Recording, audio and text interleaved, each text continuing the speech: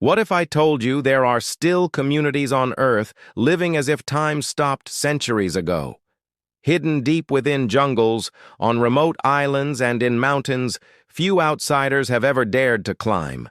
There are people who continue to live beyond the reach of modern society.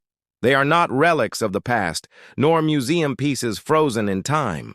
They are living, breathing communities, resilient and resourceful, surviving on their own terms, following traditions and ways of life that have endured for thousands of years. At first, it may sound unbelievable. In a world connected by satellites, global trade, and instant communication, how could anyone remain untouched? But the truth is staggering.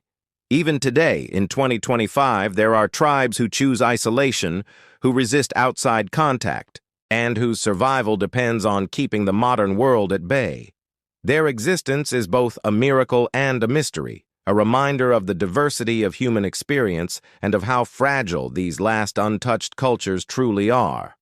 The Amazon rainforest is home to the greatest concentration of uncontacted tribes. Within its vast green heart, stretching across Brazil, Peru, and Colombia, live groups of people who avoid all contact with outsiders.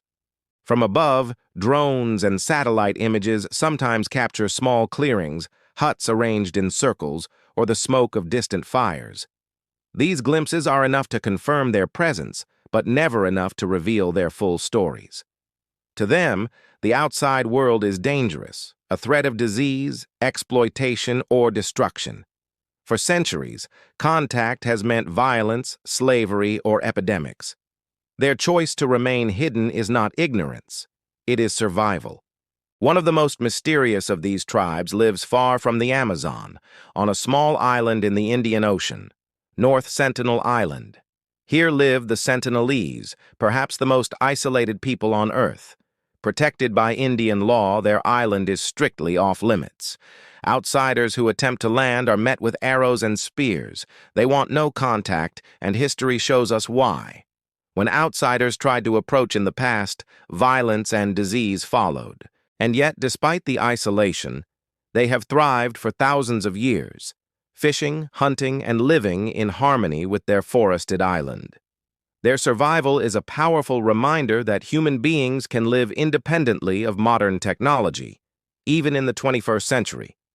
Isolation is not simply a matter of geography.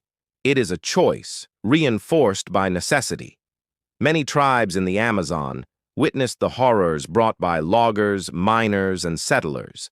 Entire communities were wiped out by flu and measles, diseases to which they had no immunity. Today, anthropologists and governments have adopted a policy of respect, to leave them alone. Surveillance is done only from a distance to ensure their territories are not invaded. Protection comes not from contact, but from guarding their right to remain uncontacted. Yet these communities are not static or frozen in time. They adapt in their own ways, guided by traditions that outsiders can barely imagine. They know the forest intimately, which plants heal, which roots nourish, which rivers provide fish at the right season. Their languages, often spoken by only a few dozen or a few hundred people, carry unique ways of seeing the world. Each uncontacted tribe is not just a group of people, but a living encyclopedia of knowledge, culture, and survival skills passed down through countless generations. To modern eyes, their ways of life might appear primitive. No electricity, no metal, no machines. But to call them primitive is to misunderstand. Their tools, crafted from stone, bone, and wood, are masterpieces of adaptation. Their shelters are perfectly designed for their environment. Their hunting techniques, fishing methods, and agricultural practices are sustainable in ways modern societies often fail to achieve. What they lack in technology, they compensate with knowledge. Knowledge of the land, of the seasons, of the balance between human life and nature. But their fragility cannot be ignored. A single encounter with outsiders could devastate them. A flu virus, a cold, or measles could spread like wildfire through a community with no immunity. Entire civilizations have been lost this way before. That is why international laws and local governments work to keep these communities safe by protecting their lands and preventing contact. To respect their isolation is not to deny their humanity, but to safeguard it. Imagine for a moment what life must feel like for them. A child growing up never seeing a car, a plane, or a screen. Their world is the forest canopy, the riverbanks, the stars above an unpolluted night sky. Stories are told by firelight, myths and histories spoken in languages outsiders may never hear. Every sound has meaning, the call of a bird, the crack of a branch, the rustle of the wind. To them, the modern world is not missing. It simply does not exist. Their reality is complete, whole, and sufficient. And yet, from our perspective, they remain a mystery. Who are they? What do they believe? How do they organize their families, their communities, their spiritual lives? These are questions we may never fully answer, and perhaps that is how it should be. Their right to remain unknown is as sacred as our curiosity to learn.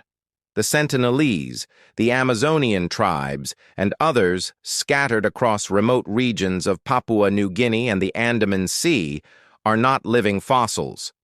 They are not echoes of the past. They are living cultures, contemporaries of ours, existing right now, today. Their presence challenges the very idea of progress, reminding us that there is more than one way to live as human beings. As we look at our hyper-connected, fast-moving world, their isolation can seem almost unimaginable, but perhaps there is a lesson in their existence. They show us resilience, independence, and the possibility of living in balance with nature rather than in constant struggle against it. They remind us that humanity is not a single story, but many, some unfolding in cities of millions, others in huts of a dozen. And as we reflect on these most isolated civilizations, we are left with a paradox. They are at once incredibly vulnerable and yet incredibly strong. Vulnerable to the diseases, greed, and violence of the outside world, strong in their knowledge, their traditions, and their determination to remain free from intrusion. Their very survival into the present day is a miracle, but it is also a responsibility. For us, the outsiders, the challenge is to resist the temptation of curiosity that could destroy them, and instead to protect the spaces where they can continue to live as they choose. So the next time you think of human civilization, remember, not all of humanity lives in cities, connected by screens, traveling by plane. Somewhere deep in the Amazon, on distant islands, and in mountains hidden by clouds, there are still people living lives untouched by modern society.